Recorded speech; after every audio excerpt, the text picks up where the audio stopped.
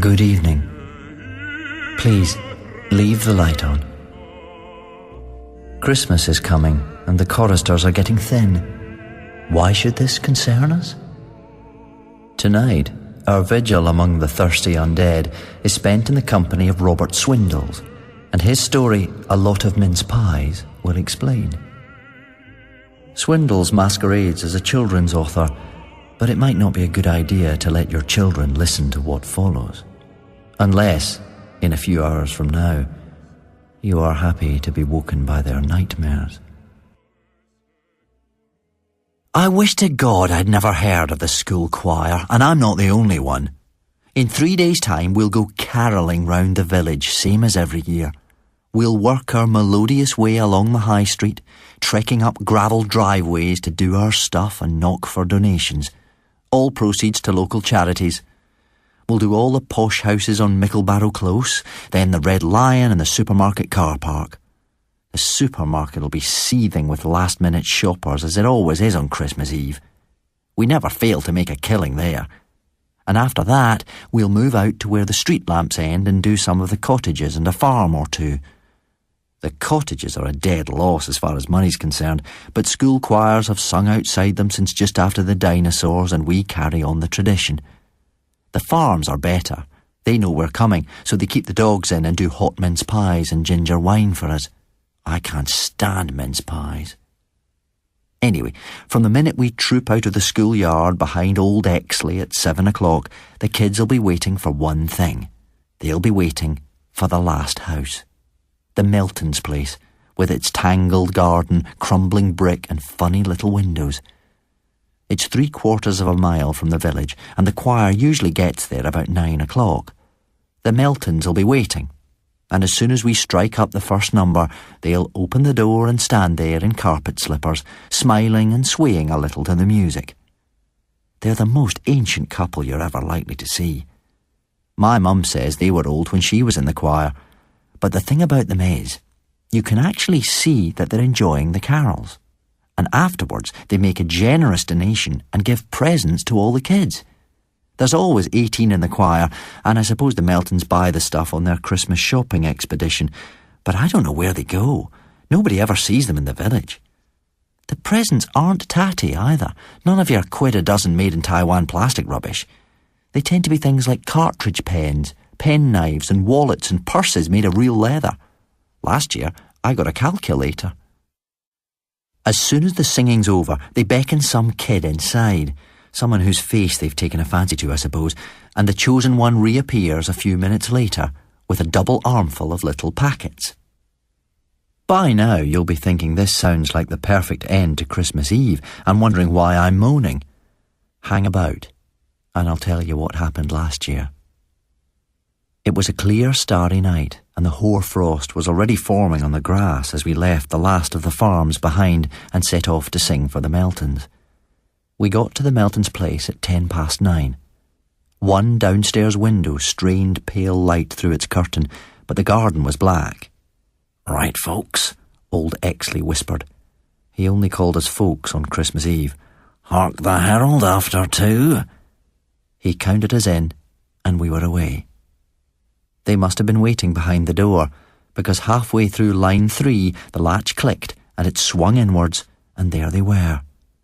Him with his arm round her shoulder, nodding in time with the music. You couldn't tell if they were smiling because what light there was behind them, but you got the impression that they were. Our last number was "We Wish You a Merry Christmas." Nobody could accuse us of originality.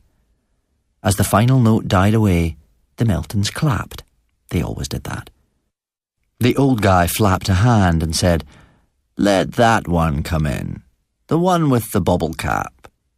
We were all bunched together, so you couldn't tell who he meant, and I'd forgotten I had my pom-pom hat on, so I didn't move. Old Exley craned over the kids' heads, trying to see where old Melton was pointing. He spotted my pom-pom and said, "Wake up, lad, the gentleman's waiting." I hurried forward, feeling myself go red. As I did so, this third-year girl, Stephanie Williams, said something I didn't catch and made a half-hearted grab for my sleeve. She had a funny look on her face, but she's a peculiar girl at the best of times, and I just sort of jerked my arm out of her reach and brushed past. It wasn't till I was inside with my hat in my hand that I remembered Stephanie had been the chosen one last year.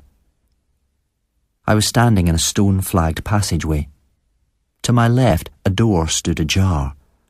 Light trickled feebly from beyond it, falling in a wedge across the flags. I saw slug trails, and there was a flat, fungoid smell. The old woman slipped a hand under my elbow and began steering me along the passageway. Beyond the puddle of light, I was virtually blind. Behind me, the old man closed the door. "This way, my dear." The woman guided me to the foot of some wooden stairs that went up into blackness. I didn't want to insult them or hurt their feelings or anything, but the creepiness of the place was getting to me, and I hung back a bit. "Is there a light?" I ventured. "Oh, no, dear." She sounded surprised, shocked almost. The old man, shuffling after us, said, "He can't do with the light, you see." "Who?" My scalp prickled. We began climbing the uncarpeted stairs. "Why, Gilbert, of course," said the woman. "Our little son. He can't do with it, can he, Daddy?" "No, Mummy," her husband replied.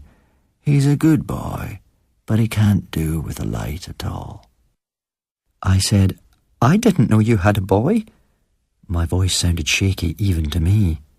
"A long, long time, Mummy," old Melton confirmed, and it occurred to me that they were probably mad. It was Christmas Eve, and here I was in the dark with a pair of decrepit lunatics who thought they had a kid called Gilbert. At the top of the stairs was a creaky landing. It was not completely dark because there was a door with about an inch of bluish light showing under it. Mrs. Melton let go my arm and whispered, "Gilbert's room.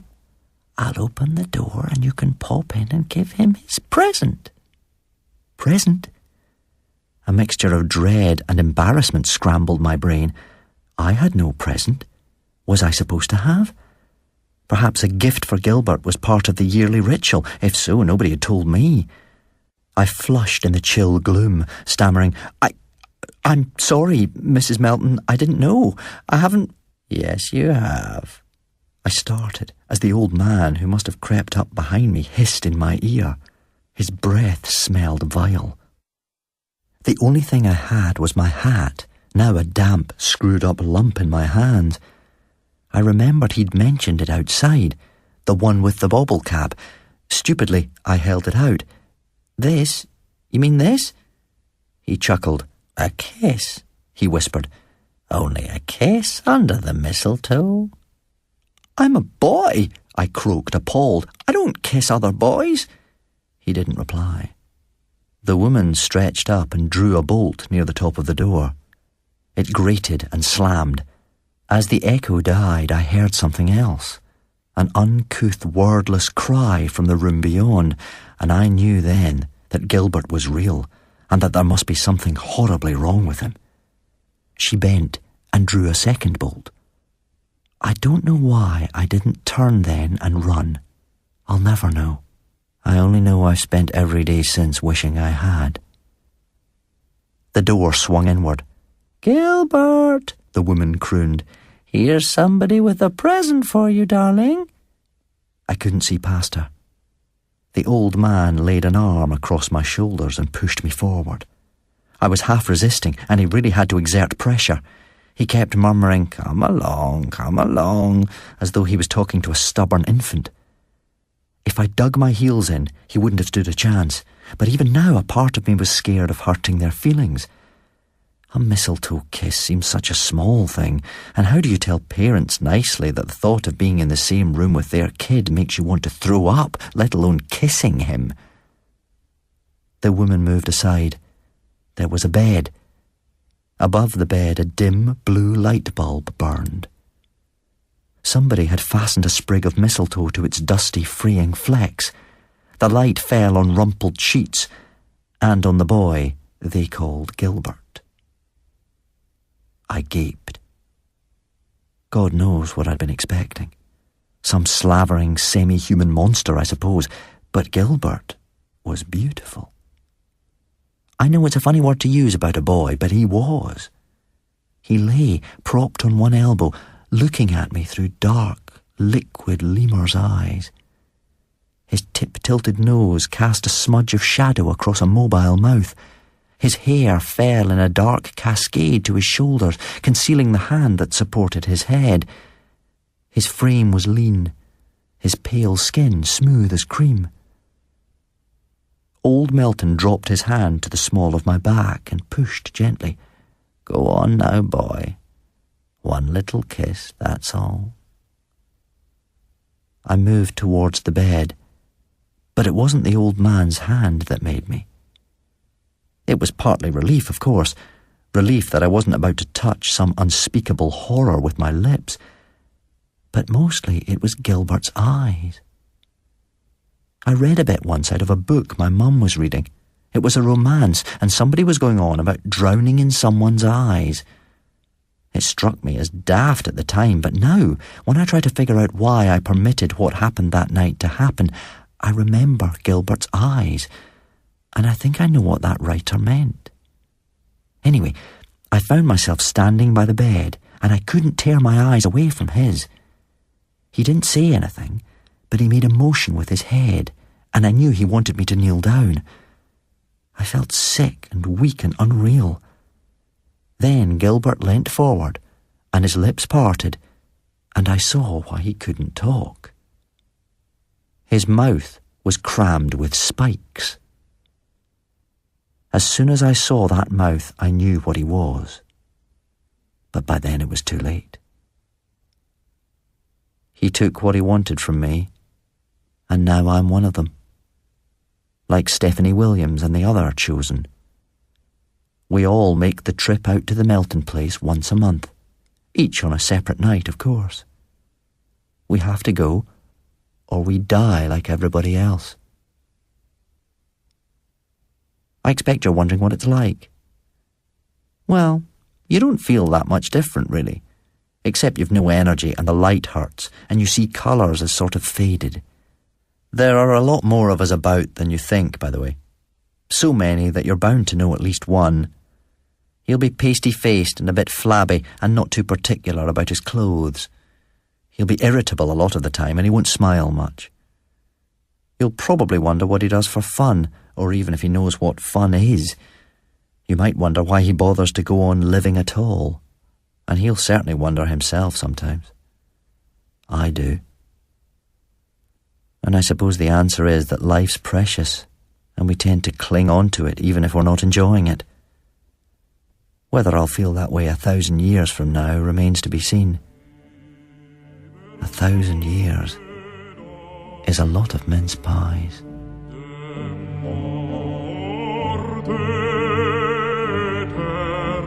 Sleep well, if you can.